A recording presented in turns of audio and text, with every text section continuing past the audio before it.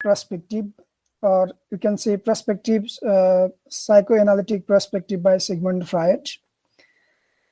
Before we discuss the essay, what is Sigmund Freud is, what does he mean by psychoanalysis, and what is all psychoanalysis perspective or psychoanalysis theory. We have discussed about in our previous class briefly about ego and superego, or unconscious, subconscious, and conscious stages of mind, or personality factors. In each and every personality, we have ego and superego. And regarding our three layers of our mind, there are unconscious, subconscious, and unconscious stages. And unconscious is mostly covered with almost 60-70%, or more than 0.5% of this is there in the storage of unconscious or unconscious storage in human mind. Psycho means all related to our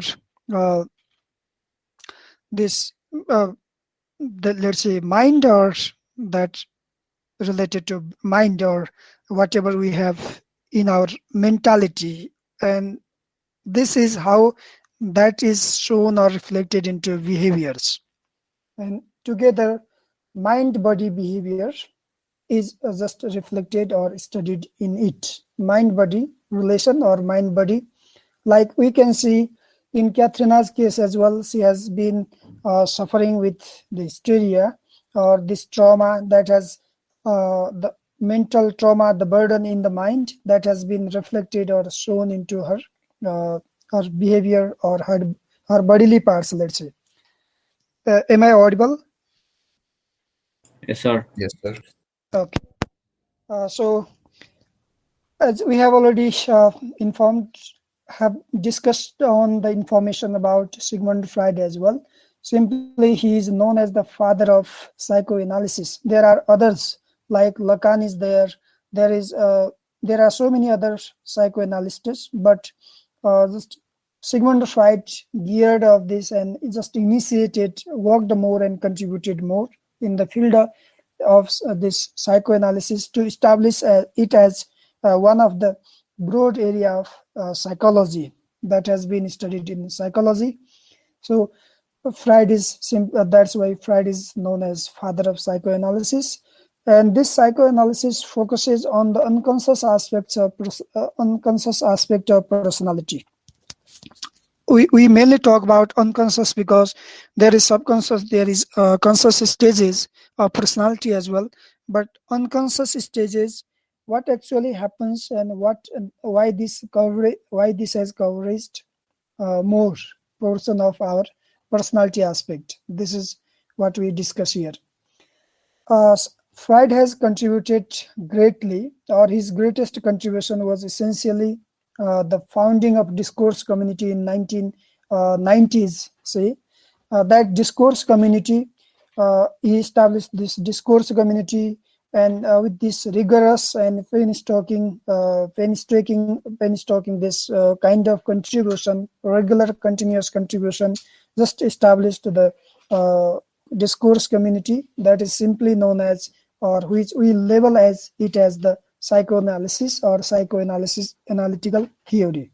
So this theory was established and mainly founded by Sigmund Freud. By using hypnosis is a kind of just providing a kind of environment relaxation to the person hypnotized. Yes.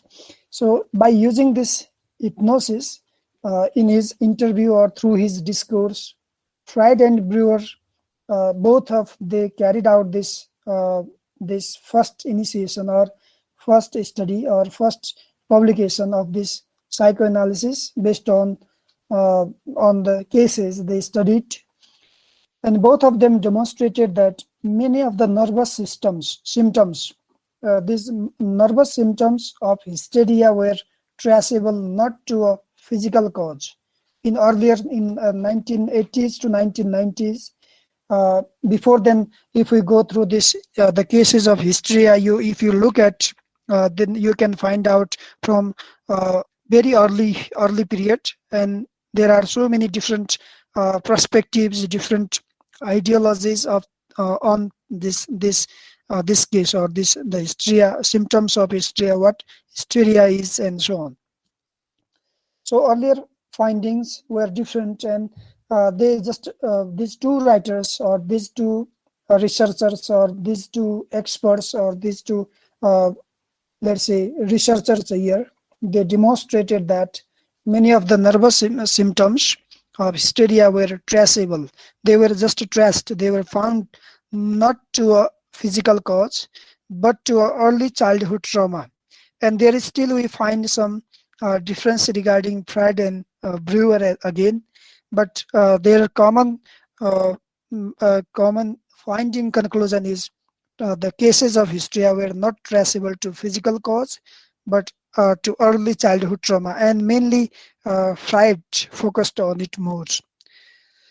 This marked the beginning of psychoanalysis. That means the childhood trauma that has been in the child's mind later reflected in his or her adult life. Mainly, this hysteria was the concept related to woman, and mainly again, if we look back, uh, search dictionary, then we will find out this has some relation with hysteria, has some relation with the woman's womb. Sigmund Freud believed that the source of most trauma was sexual. So related to sexual desires, related to sexual uh, aspects, this trauma uh, has been later seen in the case of the adult's life, or in their later life, and which Brewer sharply disagreed. That is the difference between these two writers with Freud, because Freud thought this is the source of early trauma, or early trauma in the case of sexual desires or sexuality. The anxiety from which Katharina, in the case 4 by Sigmund Freud, Katharina suffered her attacks. It was a hysterical one. This hysterical attack that has been the production, thought to be the production of the anxiety. So anxiety production, which had appeared in connection with each of the sexual traumas. The pre-established, existed sexual traumas that have been appeared in her anxiety, and that has been reproduced time and again in frequent times. So the Katharina's case is suffered all with this the attacks of hysteria. The psychoanalytical theory views that the human mind is an iceberg. This is also important. Iceberg means uh, just few or some part only seen, but most of the part is covered into the water. If we put into water, some small part will be seen, visible, and most of the part will be just hidden. So this psychoanalytical theory compares or views human mind as an iceberg, so which is mostly hidden in the unconscious, that we already said. Unconscious, there is more portion of unconscious stage of mind. This is said by Jones Ernest 1957. This human mind has been compared with iceberg by Jones and Ernest. In other words, we can say that conscious mind is similar to the tip of the iceberg, very small part that has conscious mind has covered, so which can be seen outside of the water.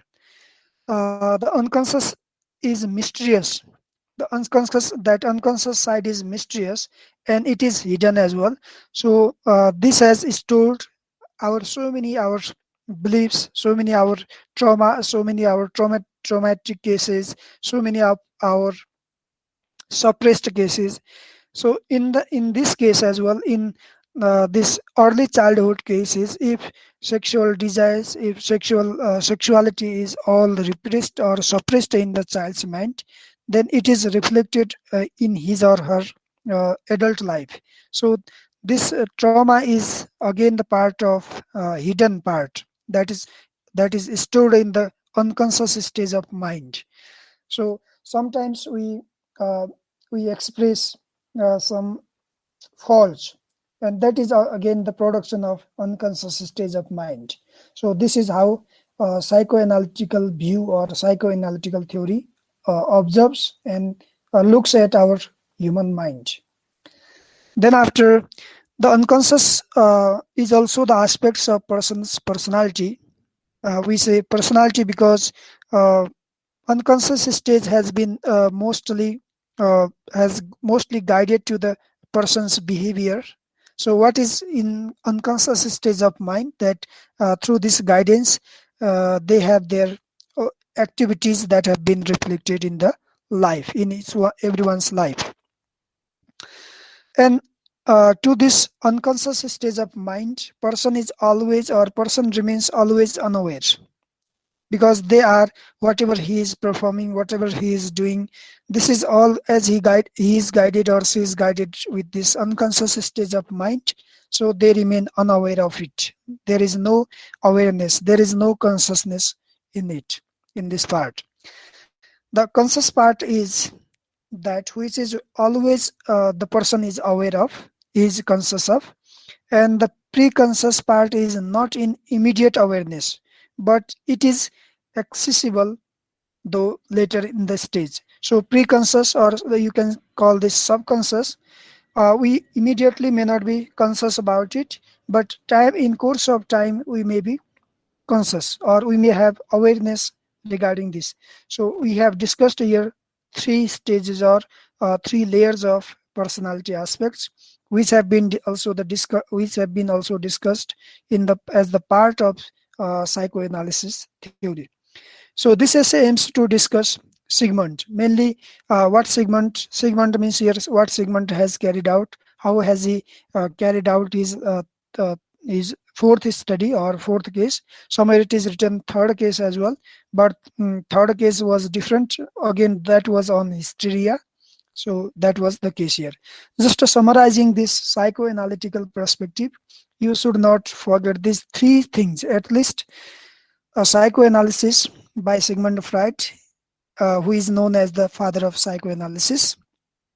This this talks about, or this study focuses on unconscious aspect of personality, subconscious aspect of personality, and uh, conscious aspect of personality, in which human mind is studied, and human mind is just looked as an iceberg. So mostly on the unconscious stage or the hidden stage, in suppose if you put that ice uh, into the water, then small part is visible, but unconscious, most of it remains on that hidden, that is hidden part is compared with unconscious stage. And what happens in human mind is, a person if having this sexual deprivation, sexual suppression in the early childhood, either from uh, either he feels or she feels, or either they are repressed and suppressed in the mind, they are stored in unconscious stage of mind, and the same has been reflected into later stage. Is there any question regarding this?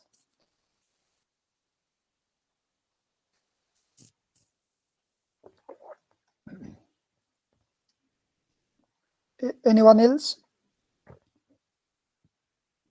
Okay, just a link with how these traumas, as we said, uh, as Freud believed that the source of most the sufferings, the pains, the later actions or behaviors, that has some relation with this part of sexual trauma. But Brewer disagreed with him. Some of the earlier they thought the physical causes are there. Physical means physical because of physical aspects like heredity, genetics, and so on. Earlier they believed, but it is not so. What they believe is related to sexual aspects. Before we discuss this further study on the essay, we have to discuss what rhetorical strategies Sigmund Freud has used in his this essay as well. Is the screen visible? Yes, sir. Okay. So regarding the cases of rhetorical devices, we are familiar with these rhetorical devices or rhetorical strategies or rhetorical say styles the writer has used, because this is in our uh, aim the aim or achievement in regarding the curriculum or the syllabus. So you must be quite careful and quite aware of this second aspect, not only the content but how that content has been presented, or what is the style of writing. If we closely look at, we have found in this essay, we are just interpreting this essay after we have gone through this essay, read the essay, and also line wise line we just read it. And after this we found that the writers has or the researchers has or Sigmund Freud has made careful use of language. So careful in the sense that how has he asked the questions or in order to take the interview. So careful language of the reports, in reporting as well, in studies in hysteria, not only in this case, in other cases as well, we find careful use or careful language in reporting, in collecting information, or in collecting data. So there has he has used apt language carefully, used language carefully. We can see balanced tone here. Balanced tone means in order to collect information from the case. Katharina is the case here, and also to retell this to the audience or to its readers, because readers have to be satisfied with the tone. That's why the balanced tone is just maintained in the story. And regarding this balanced tone, there is no aggressive assertions or that have been used with multiple that have been avoided, or some non-aggressive assertions hinged with multiple justifications. One, if suppose Sigmund Freud wants to share one thing, one message, one information, then he has just proved this with multiple justifications. Proved with multiple justifications have been listed or cited or just concluded with that way. In that we can see a rich source of information with these multiple justifications. Then regarding the third one is the structuring of the sequence of interview. If we look at this, he has mainly used interview as the technique, or interview as the tool to collect information. So sequencing of interviews, that's important. Interview as the structure of collecting information or tool he has used to collect information. The next one is he has hypnotized the patient. In hypnotized, not in using any medicine and so on. Hypnotized simply is used in this interview or in case of Katharina in order to ask questions and find out data or to explore the case. What was her condition? What may be the causes? What may be the conditions? Or what may be the symptoms? Or what may be the cures? So, in order to find out all this and explore that situation or explore that case, Sigmund Freud has used hypnotized or technique or hypnotized through his interview, or he has used this. He has simply say hypnotized the patient, and patient is ready to explore much in detail about her symptoms, about her case, about what happened, what she has been suffering from. So she tells everything, and the hypnotized person is like intoxicated, and this is what we can see in the case of Catherine as well. So regarding the technique strategy, one of the strategy that Sigmund Freud has used is framing technique as well. So this framing technique is very important. We have to be careful about this. Actually, this framing technique has been used by the writer, and this is all to describe the case of Katharina. Just to simply we can say he just deals with his account, his travel. He travels to the Eastern Alps So then he stays there in the restaurant. There was the lady just to serve the food to him, and later on she came to him and she then asked about his time and so on. This is then before real interview that takes place, she has just framed the technique, and this framing technique is just to describe this case and to give the readers the validity or reliability of the interview as well. This framing technique he has used here. Sometimes you may be asked, what rhetorical strategies can you find in, and why do you find so? What and why? Two things are important here. Why framing technique? Just to make its readers, uh, to make them believe the the the study has carried out, the research he has carried out, and also to give this the case particular frame. This psychoanalysis he wanted to establish as a new science, which was not established earlier, but later on to establish it as a separate, and just he has used this framing technique in this case as well.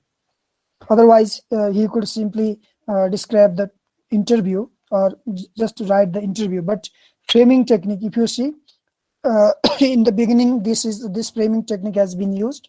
He says, I went in summer vacation, I went there and I met this lady and so on. Then interview took place. And at the end of the text, if you look at, if you really think look at this, so you will find out some discussion part. So ultimately he concludes whatever he has gone through. Next one is, much of the description of this case comes through the dialogue, and this dialogue is between Sigmund Freud and Katharina. So mostly this part, except that framing technique, in the end or in the beginning or at the end, there is mostly the dialogue between researcher and the case, or between Sigmund Freud and Katharina. So why not just think here the question? The question is, why might he have used this strategy in retelling the story, or actually this dialogue? And before that dialogue, there is some description, like I went there, framing technique he has used. At the end also, the discussion part is used. So think of why might he have used this strategy. Just think within 2 minutes, 1 minute.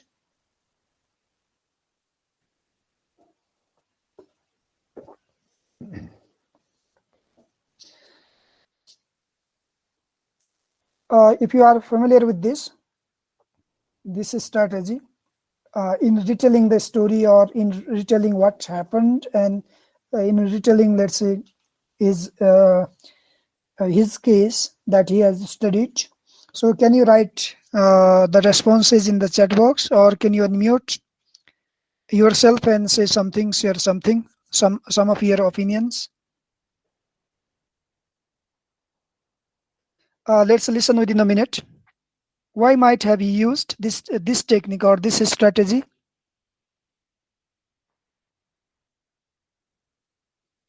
Simply he could just report. Yes. Why in reporting? Why instead of reporting he has used dialogic form? So simplicity. Okay, one, simplicity. The other? To make us understand about Katharina more To effectively. make us believe about the scenario. Good. And moreover, your responses are quite positive and quite correct. And further, we can add in it that what we can add in this this simplicity and so on is authenticity, authentic voice, because the case was of Katharina, and if she was just if she was given the space or she was spoken there in the text, dialogue is the authentic voice of the case, and to give authenticity, we call this authenticity. So to give authenticity to the text, or to the to pose this authenticity among the readers or among the audience, he has used this, and this is very, very important. So one thing we can add that's most important in retelling the story. If he just report it, we can assume that this is how he carried out this. The dialogue is the tool. This interview is the tool, and this interview has there are questionnaires, there are some dialogues or interviews, there are some observations. Uh, Observations as the tools and techniques to study the cases, but he has opted this dialogue or interview, and this is most important to in the sector of psychoanalysis, or to study what humans think, what they their belief system, what their ideologies and so on. Dialogue or interviews is or most important, or say it is paramount. It plays the extent must extent role in exploring the scene. So to give authenticity, to explore more and more, because in dialogue you can ask, if you are not aware of something, you can ask further counter question, or sometimes you can explore further questioning, again the questioning and questioning. So this gives you maximum information uh, from the case, and this we can see in the case of Katharina as well.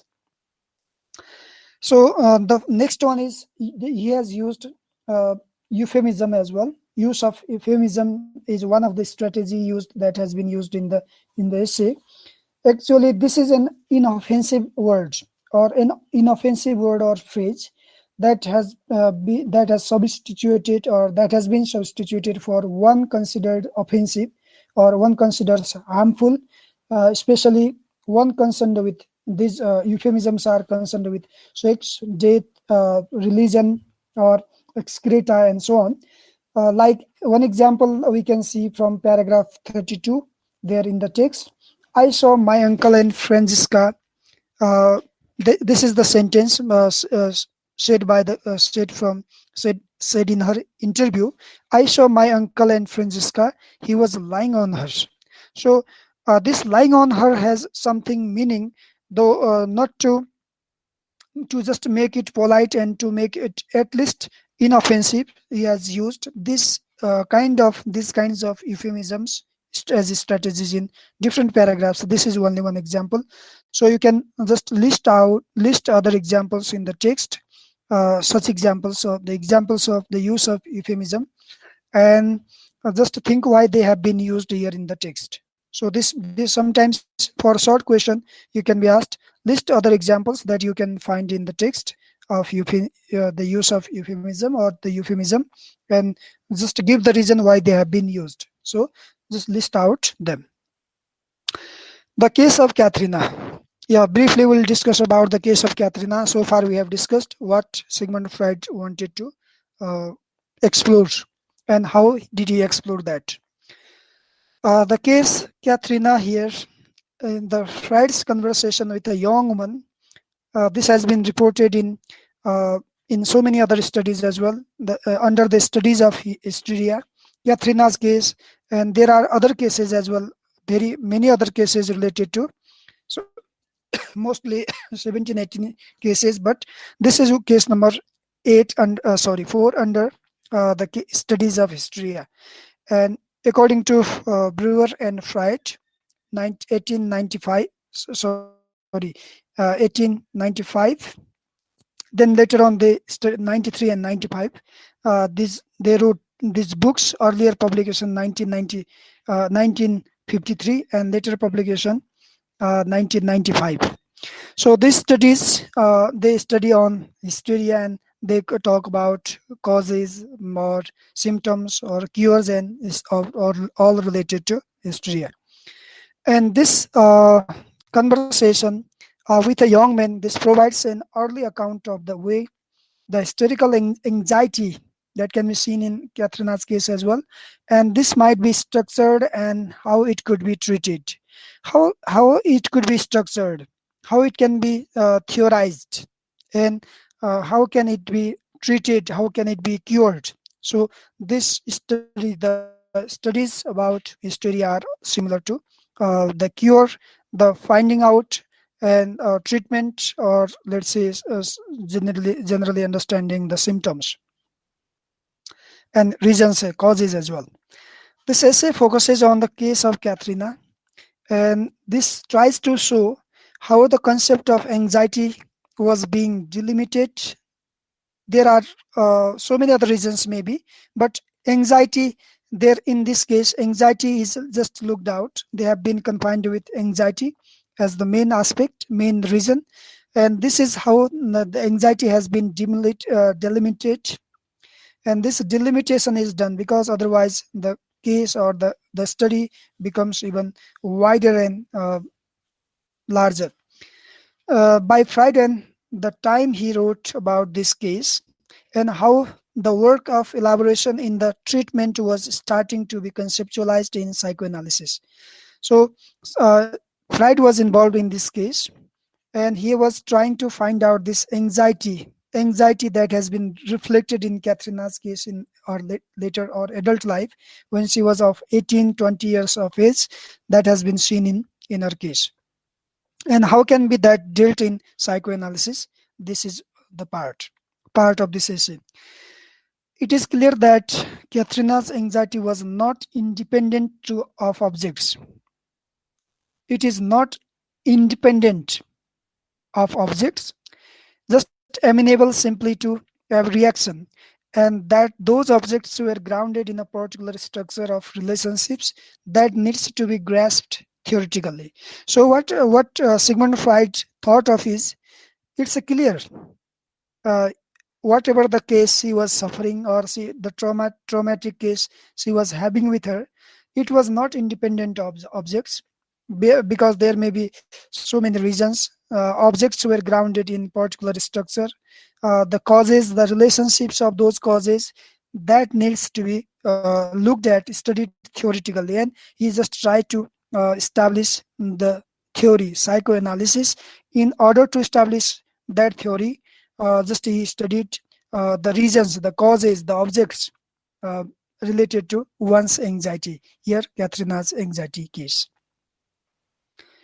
The conversion, in particular, they found in let's say Sigmund Freud found in Katharina's case. There is the conversion, and this conversion is meant the production of a hysterical phenomena. Whatever she shows, she displays in her behavior. So, what are the productions? What are the symptoms that can be seen in her behavior or in her life?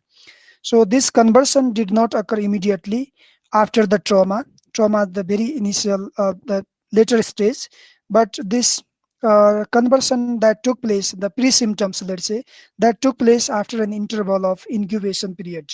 So there was incubation, and after a short while, not immediately, short while, there was the trauma. So this is called conversion, and this is the production of hysterical phenomena. So in other cases, this was different case. That conversion took place immediately, but in Katharina's case, they did not find this occurring immediately, but it occurred after some interval of incubation period. That's why it is peculiar in Katharina's case. This is studied under discussion by Sigmund Freud. Studies in Hysteria. First edition was made by jointly by Sigmund Freud and Brewer, and they lay out their theories of hysteria. They described how the hysteric experiences the illness, and sometimes how can it be overcome by gaining insight into how it came about, how did it appear. So just studying on those causes, so sometimes they found that it can be overcome, this illness or experiences of the illness can be cured in early days. In later studies in hysteria, in a seminal work on mind-body connection, because they studied mind and body connection here, and they establish especially Sigmund Freud establishes as the father of psychoanalysis. He studied mainly mind-body relation or mind-body connection. So that's why this is his greatest contribution in the field of psychoanalysis. Freud theorizes that when the mind is fearful, uh, this fear is hidden in the unconscious stage of mind, and overly emotional or sometimes in childhood or in later stage, overly emotional. This is hysterical.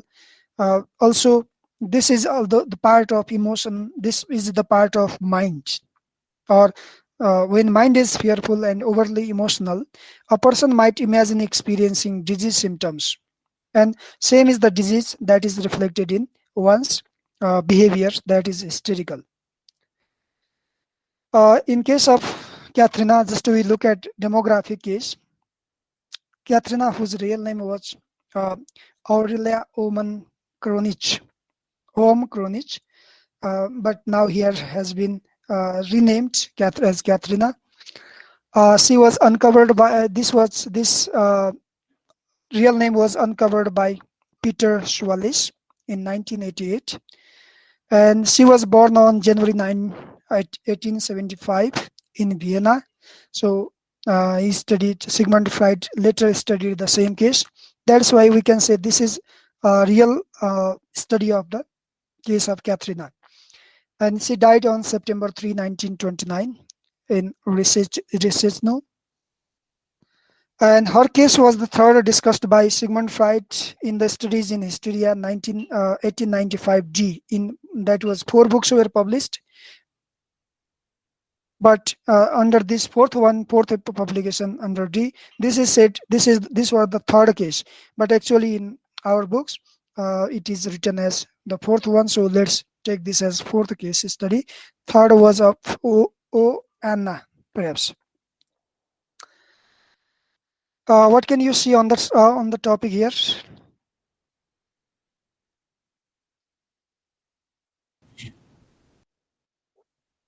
Can you read out a bit loudly? This is only for reading.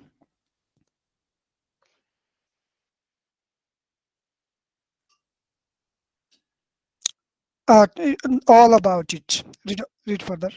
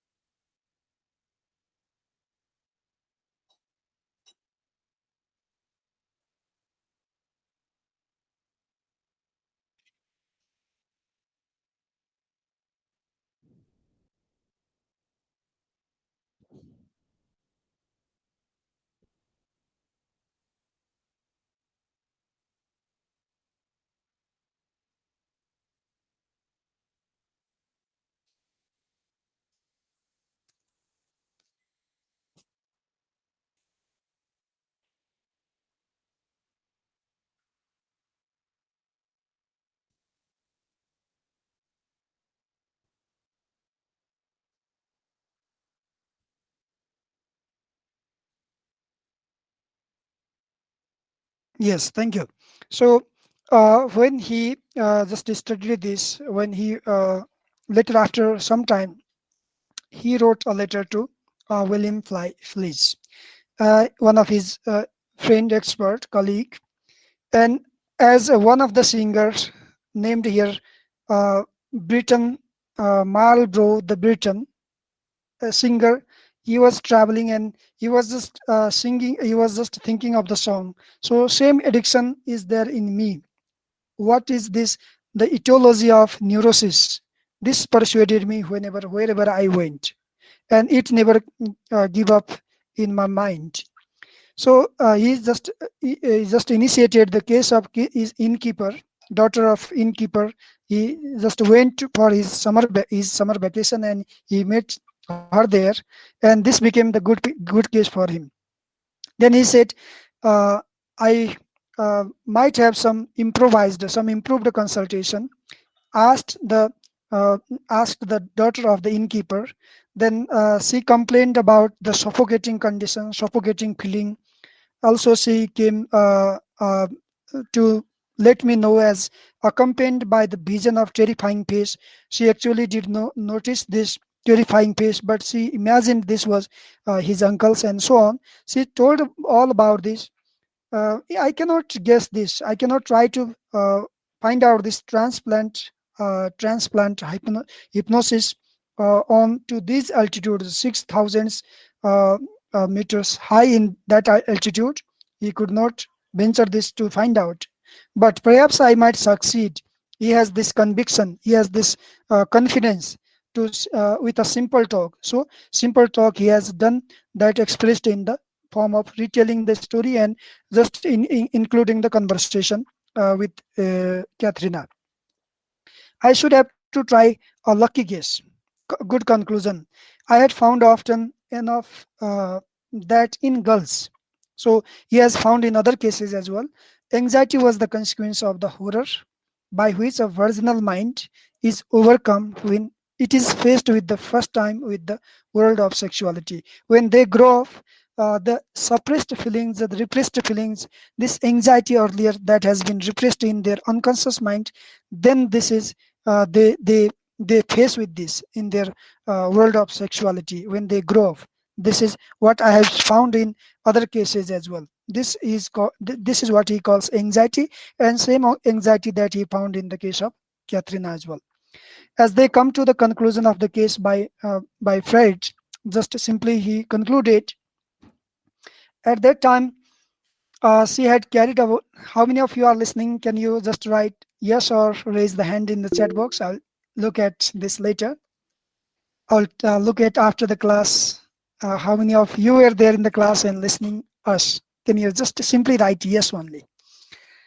Okay, at that time, she had carried about with her two sets of experiences that we studied later part of the essay. So which she remembered. These two sets of stories are the experiences she remembered, but she did not understand exactly, and from which she drew no inferences. And there is the part of the researcher to draw the inferences, but she did not take any inference. Inference means any finding out, any clear understanding. But Sigmund Freud concluded this. She had two sets of experiences. Uh, the second one is when she caught sight of the couple in intercourse.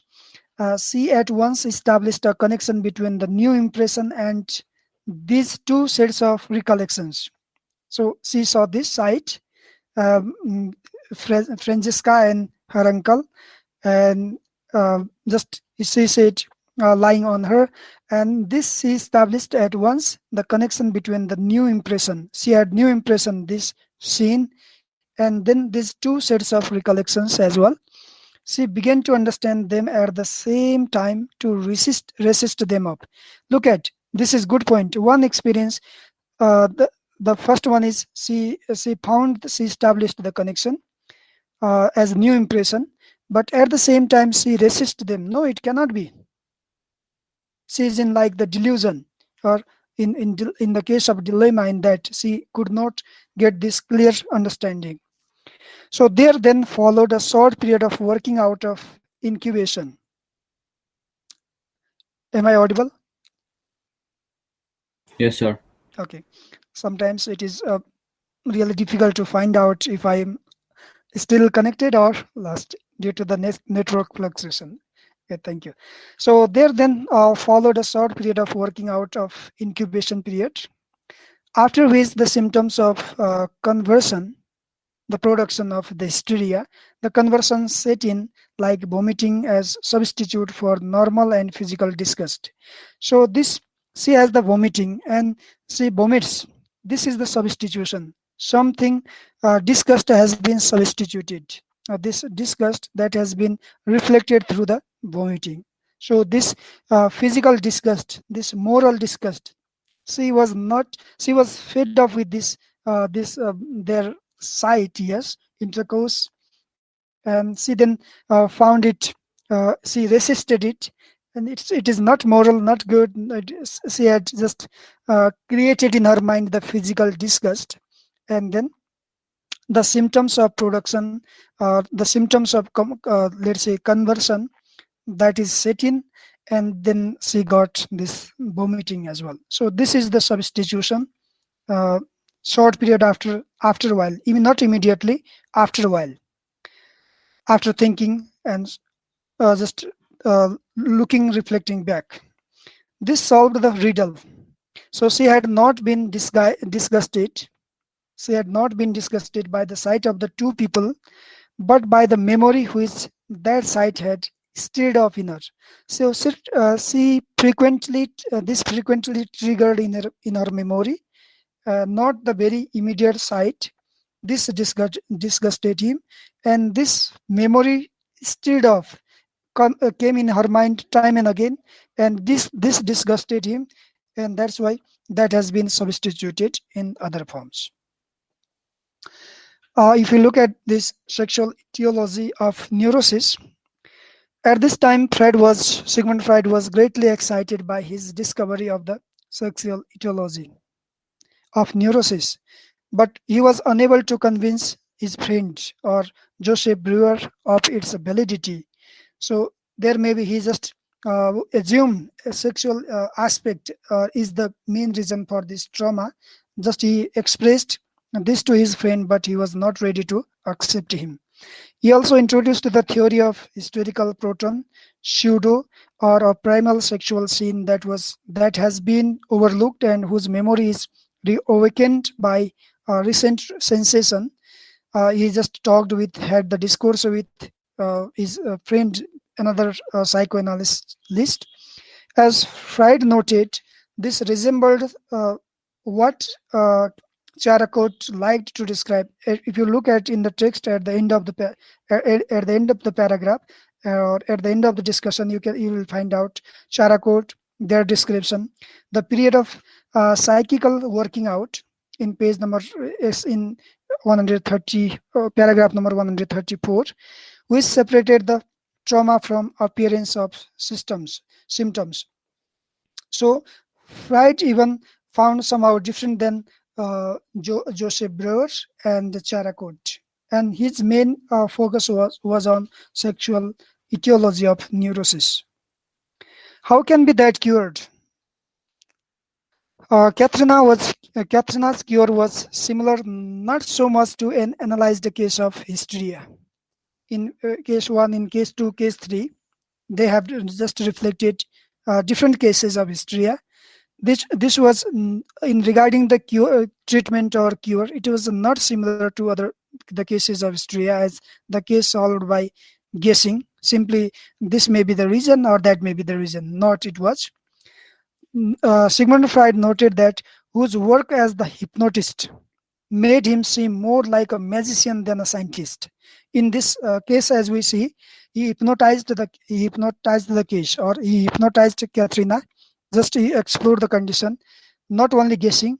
This may be the reason. No, he hypnotized, asked many questions, explored the case. He worked as the magician rather than the scientist. So this was good to study human mind. This was one of the good style of human mind. So you can note down this under the strategy as well. A note added to the text in 1924.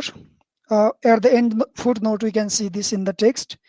So he talks about the historical record with the following information. Finally, he gives this. Katharina was not the niece, but the daughter of the landlady.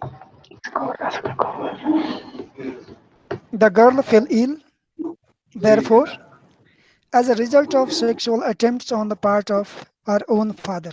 Later, it was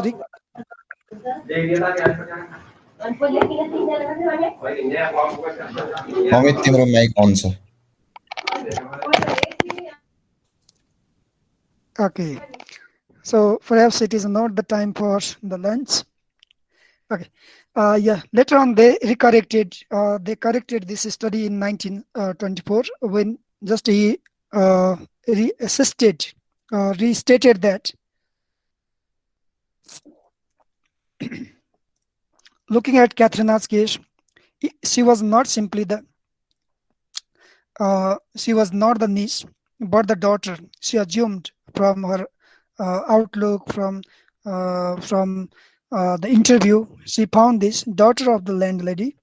The girl fell ill, therefore, as a result of sexual attempts on the part of her own father, uncle, or that has been represented there, uncle and Francisca's.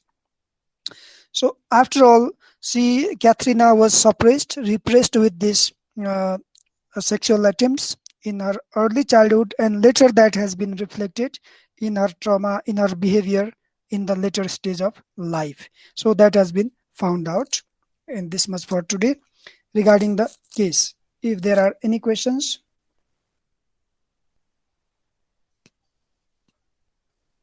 we are almost over. The time is also over as well. So regarding the case of Albert Einstein's E is equal to mc square, the text is there in the notes section. Please do download this if you have not, and also go through this reading. We will discuss in our next class in a single day. And before that, let me just notice some of you who is going to present on the topic Albert Einstein's essay.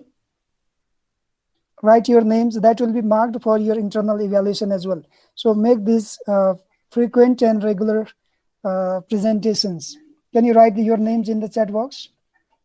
The text is there in the notes section. You read out this and make your presentation for our next class tomorrow.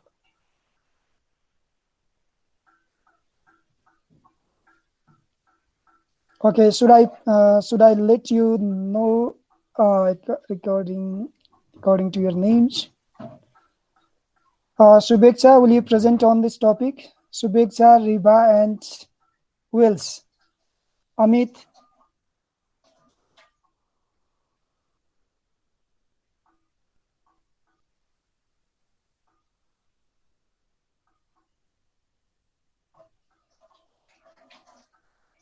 Ekikrit has also already presented. Yes. Utsaha, will you present on Albert Einstein's is equal to mc square?